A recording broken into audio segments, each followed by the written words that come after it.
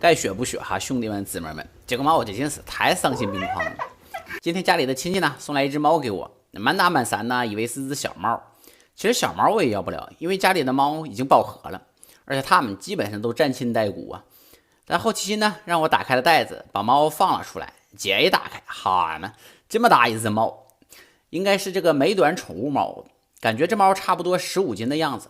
家里呢难得来一只宠物猫，奶盖和花生呢都充满好奇的望着这只肥头大耳的猫。这猫你说它怕生吧，后面你就知道啊，它一点也不怕生。但你说它不怕生吧，它还缩在角落里。那么我妈和我亲戚还在探讨这只猫是公是母。你看我这个猫是个公的，是个母的。小黑观察发现这是一只大公猫，好大的铃铛挂在后面啊。奶盖花生见到这只气味生疏的大公猫，其实还是很排斥的。毕竟猫咪呢是很有领地意识的动物，尤其是咱们的花生同学，可以说是骂骂咧咧整场啊。别看人花生长得小，但脾气可一点不小。花生是天生的自来熟，这个脸皮也是够厚了。对于咱家本土的猫它是后来的，它没有法撵一个走。但对于比它晚来的猫尤其是公猫它是够烦气了。主要呢，这猫也太大了，肯定伙食量也了得哈。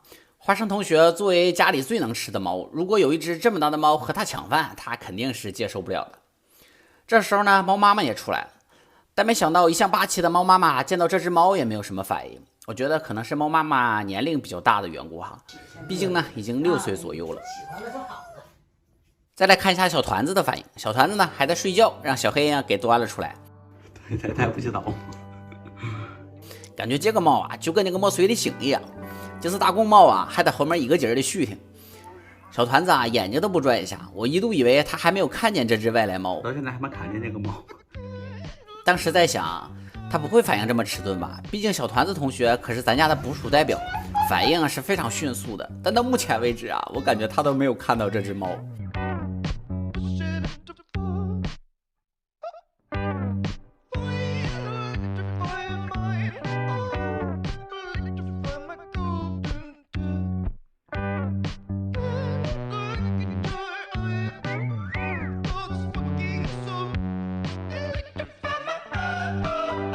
哎呀，尴尬的事情发生了，这只公猫直接骑到了小团子身上，但小团子同学呢还是没什么反应，我也真是，我无语住了哈。要知道这可是标准的公猫发情姿势，但小团子同学已经被我绝育了，嘿嘿，根本不为所动。现在的状态可以说是剃头的挑子一头热了。但咱们的小花生同学看不下去了，不断的去试探这只大公猫，毕竟小花生同学可不想这么快多一个姨夫。